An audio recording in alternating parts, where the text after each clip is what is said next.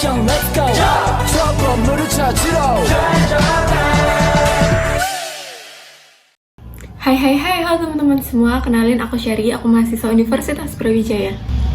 Nah, di video kali ini aku akan membahas mengenai berapa macam pasar yang ada di perekonomian ya. Yang pertama ada pasar finansial. Nah, pasar finansial ini tuh merupakan mekanisme pasar yang memungkinkan bagi seseorang atau korporasi untuk dengan mudah itu dapat melakukan transaksi penjualan dan pembelian dalam sekuritas keuangan seperti saham dan juga obligasi. Kemudian pasar finansial atau pasar keuangan ini tuh juga dapat dijadikan sebagai tempat bagi perusahaan ataupun individu untuk dapat melakukan transaksi penjualan dan juga pembelian ataupun tempat bertemunya pemilik dana dengan pihak yang membutuhkan dana. Kemudian apa sih manfaat dan fungsi dari pasar keuangan itu? Nah, manfaat utama dari pasar keuangan ini tuh merupakan sebagai tempat penyedia dana bagi pihak-pihak yang membutuhkan. Selain itu, pasar keuangan ini juga menjadi fasilitator perdagangan surat berharga, kemudian juga bisa menjadi sumber dana, kemudian bisa juga menjaga stabilitas sistem keuangan. Selain itu juga menjadi fasilitator untuk investasi dan juga dapat membantu untuk menentukan harga aktiva yang diperdagangkan melalui internet antara penjual dan pembeli. Selain itu juga menyediakan mekanisme bagi investor untuk menjual aktiva kewajibannya yang diperlukan untuk keperluan likuiditas dengan mengubah aktiva tersebut menjadi kas. Serta yang terakhir yaitu bisa menurunkan biaya transaksi yang timbul khususnya pada biaya pencarian dan biaya informasi seperti itu. Kemudian untuk jenis-jenis dari pasar keuangan di sini aku ada 5, yaitu yang pertama pasar uang. Nah, di mana pasar uang ini tuh merupakan pasar di mana instrumen-instrumen keuangan yang jangka pendek ataupun instrumen pasar keuangan yang itu ditransaksikan. Kemudian yang kedua yaitu ada pasar derivatif. Nah, pasar ini tuh merupakan instrumen derivatif keuangan yang diperdagangkan. Nah, instrumen ini tuh bisa meliputi instrumen keuangan lainnya seperti saham, obligasi, mata uang, dan juga instrumen lainnya. Nah, kemudian untuk yang ketiga ini tuh ada pasar modal. Di pasar modal ini tuh bisa dikatakan dengan adanya kolaborasi waktu yang nyata untuk bagikan tugas dan bekerja secara bersama-sama untuk membuat presentasi yang luar biasa seperti itu. Kemudian yang keempat ada pasar komoditas, di mana di pasar komoditas ini tuh merupakan pasar yang suatu komoditas itu diperdagangkan secara terorganisir dan biasanya itu berjangka yang melibatkan institusi keuangan gitu.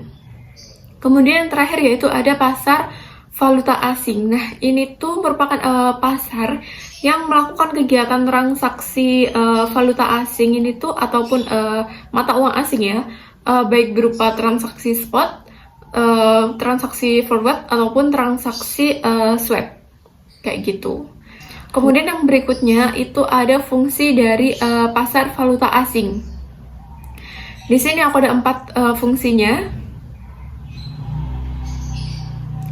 Fungsi yang pertama yaitu untuk transfer daya beli. Yang dimaksudkan itu seperti gini, sebagai transfer daya beli dari negara yang berbeda dan menggunakan mata uang yang berbeda juga. Selain itu, pasar valuta asing ini tuh juga sangat berperan penting untuk memfasilitasi perdagangan nasional dan juga di pasar modal. Kemudian yang kedua yaitu ada penyedia kredit. Nah, di mana perdagangan internasional ini kan sebagian besar itu tuh bergantung pada fasilitas kredit.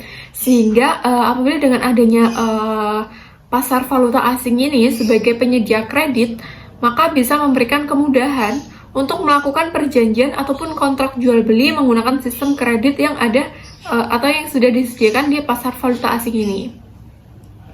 Kemudian yang ketiga yaitu ada mengurangi resiko falas, di mana dengan keberadaan pasar valuta asing ini tuh bisa memungkinkan untuk menghambat kemungkinan-kemungkinan mengenai perubahan harga maupun hedging. Kemudian yang terakhir yaitu ada memperlancar perdagangan internasional.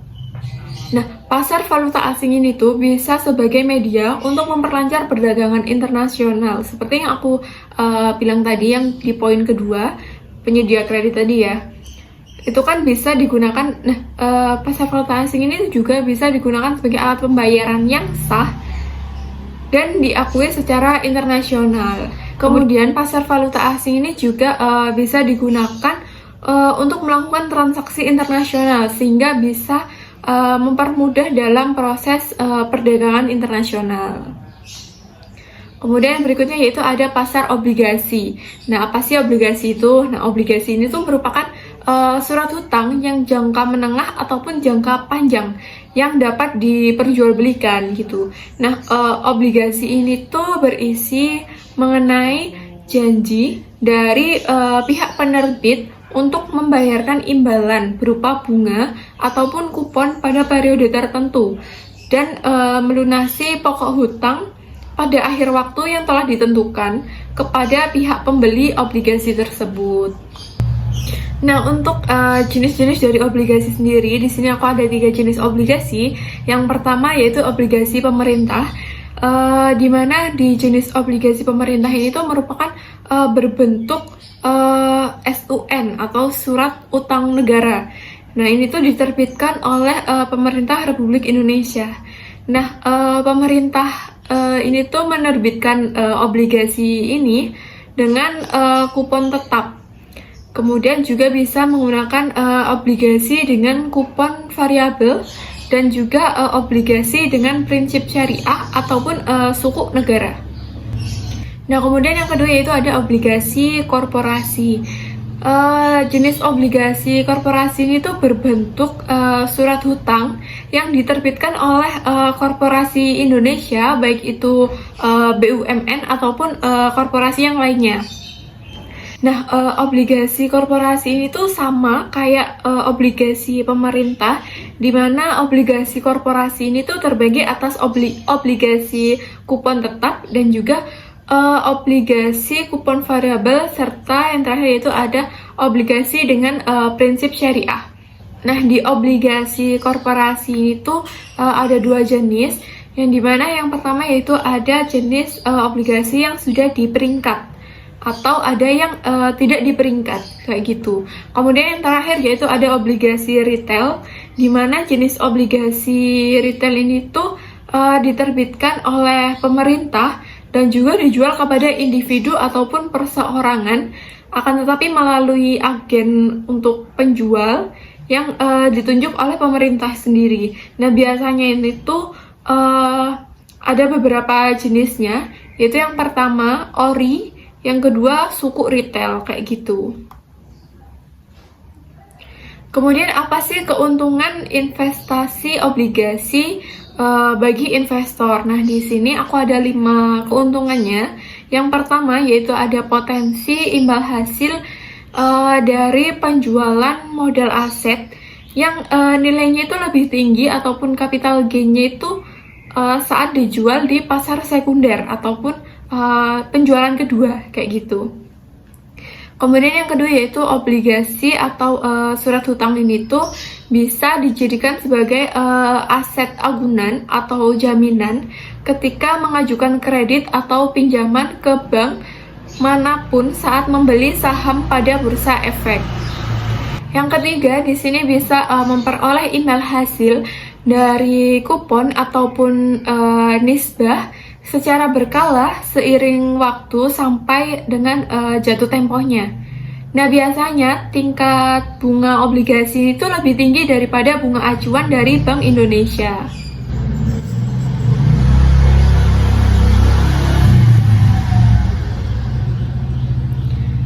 Nah, karena itu jadi investor itu banyak yang lebih memilih untuk mengarah pada obligasi daripada deposito di bank. Kemudian yang keempat yaitu adanya tingkat keuntungan yang telah diperhitungkan dari awal investasi obligasi ini, serta adanya banyak pilihan produk dari seri obligasi yang berbeda yang dapat dipilih oleh investor pada pasar sekundernya. Kemudian yang terakhir yaitu dengan membeli obligasi ini tuh yang diterbitkan oleh pemerintah itu tuh ada jaminan pengembalian modal pokok investasi oleh negara, sehingga keamanan dari investasi ini tuh lebih terjamin. Kemudian apa sih resiko obligasi yang harus diantisipasi oleh investor? Nah, yang pertama itu ada bunga obligasi.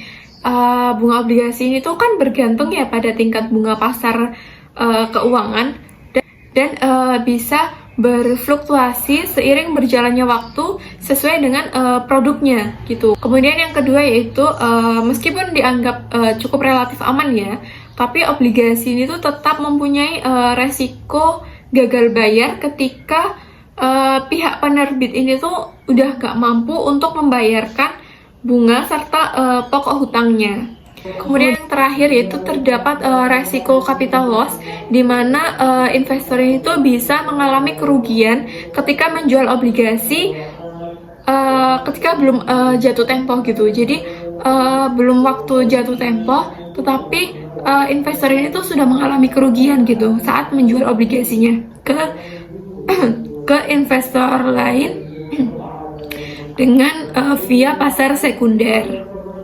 Kemudian ada pasar komoditas, di mana pasar komoditas ini tuh merupakan tempat jual beli barang ataupun yang diambil dari bumi atau ternak ataupun emas, minyak hingga buah-buahan gitu dari hasil bumi lah intinya ya.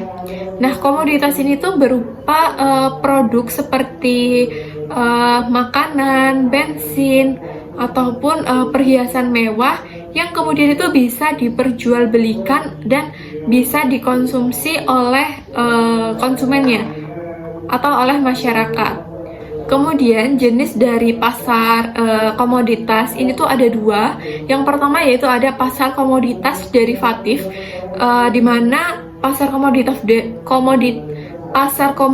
derivatif ini tuh merupakan instrumen derivatif yang dimana variabel-variabel yang mendasari itu merupakan instrumen-instrumen keuangan yang dapat berupa saham, obligasi, indeks saham, indeks obligasi, mata uang, tingkat suku bunga, dan juga instrumen-instrumen keuangan lainnya. Kemudian juga ada pasar komoditas spot, di mana pasar komoditas spot ini tuh merupakan pasar keuangan tempat instrumen keuangan dan komoditas itu diperdagangkan untuk pengiriman yang instan. Nah, pengiriman ini tuh mengacu pada pertukaran fisik instrumen keuangan ataupun komoditas dengan imbalan tunai, sehingga pasar spot ini tuh bisa dikenal juga sebagai pasar tunai ataupun pasar fisik, karena pembayaran yang dilakukan itu secara tunai dan juga diproses sesegera mungkin, dan adanya pertukaran aset secara fisik seperti itu. Mungkin sekian dari aku, mohon maaf kalau ada salah katanya. Aku akhiri. Terima kasih teman-teman udah nonton video ini. Sampai jumpa di video berikutnya. Bye-bye.